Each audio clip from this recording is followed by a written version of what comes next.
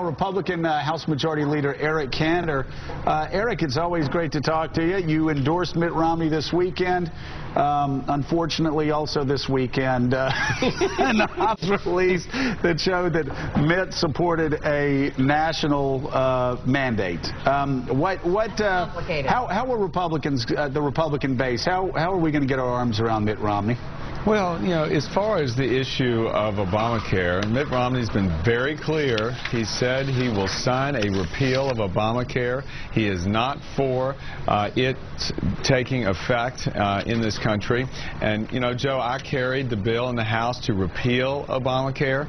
So I look forward to serving in the role along with Mitt Romney to make sure that we in Congress join him once he's elected president to repeal Obamacare. Well, We've got to. So moving forward, you obviously have the confidence that Mitt Romney will obviously take a Republican stand on that. But what about what he said in the USA Today? Because, of course, when he was facing attacks on his health care plan as being the same as Barack Obama's, he said that he backed the individual mandate in Massachusetts, but not for the country as a whole. But obviously that changed. The 2009 op-ed, Romney said just the opposite. How do you square that? Well, look, there is no question that he has been unequivocal saying he wants to repeal Obamacare. And it's not just a Republican position. This is a common sense position for America. I mean, you and I both know that health care will never be the same in this country if that bill goes into effect, not to mention the fact that we will potentially bankrupt the states along with the federal government, assuming that kind of liability. One or the other, because your health care cannot stay the same given the cost trajectory and the inability for people to afford it, much less the federal government as the biggest payor in health care. So I think Mitt Romney understands that. He has said he is going to sign a repeal of the bill, and certainly in the House we've demonstrated our commitment to repeal that bill. It's clear that he has flipped on the issue, though, and it's maybe perhaps hard for some to understand exactly where he stands on this issue and some others. Fair enough?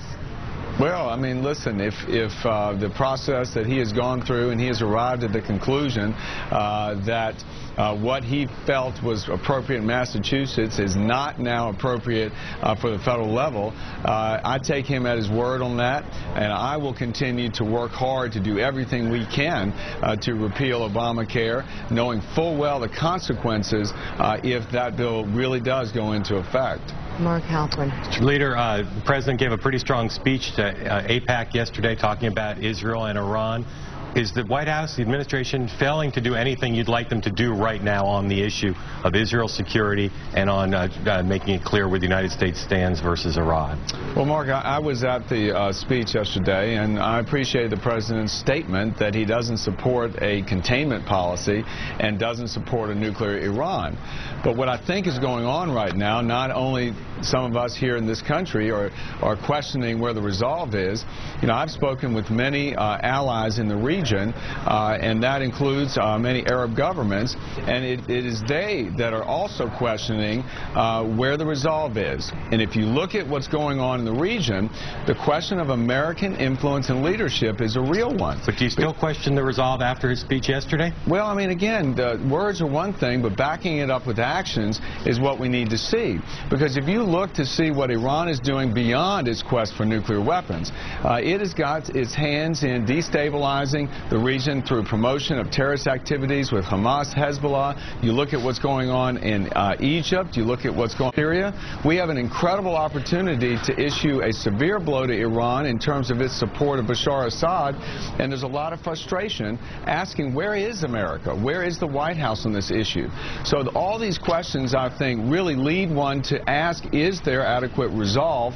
And I'm hopeful that we can see a proper response to that so that we can continue to try and do the good that we as a country have always done in these kind of matters. Eric, are you as concerned as I am that the chairman of the Joint Chiefs has labeled the Iranian regime, which has been the epicenter of international terrorism since 1979, that the chairman of the Joint Chiefs labeled Iran a, quote, rational actor?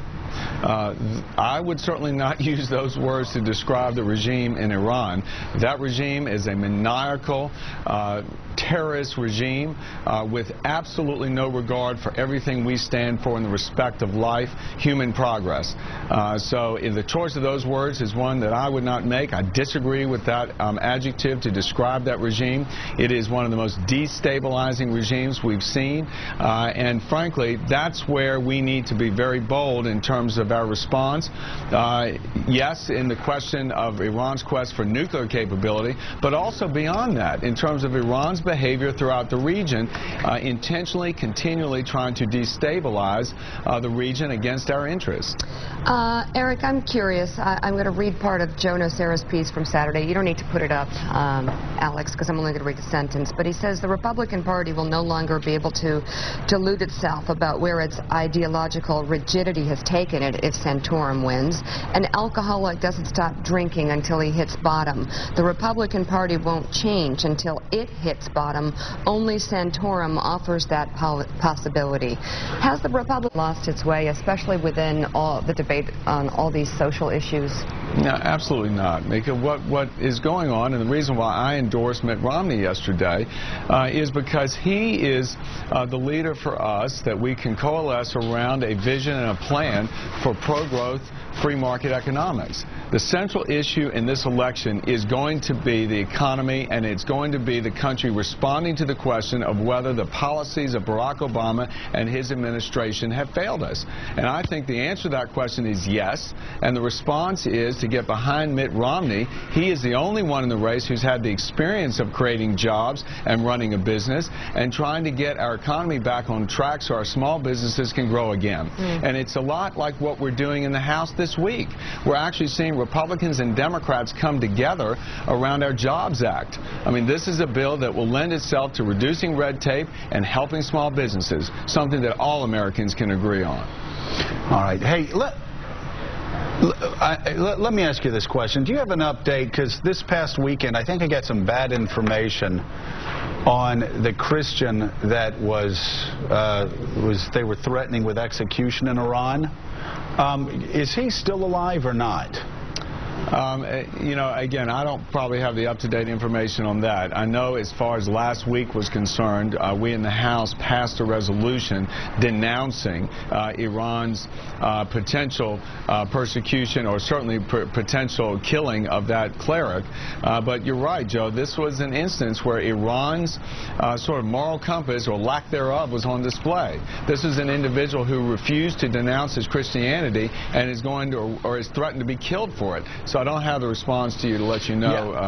I'm sorry to bring that question up, but I had received some news this weekend that this Christian pastor to death in Iran with a wife and 2 young children had been executed this weekend, but that does not appear to be the case based on the latest news. But yeah, is this what a rational actor does? Does the chairman of the Joint Chiefs believe that a rational actor on the international stage executes people because they're Christians? Right. There's nothing rational about that policy. And again, this is the threat that not only our allies face in the region, but we do. And also a regime that also guns down Muslims in their streets for protesting. Nothing rational about them. Hey, Eric, thank you so much for being with us. Greatly appreciate it.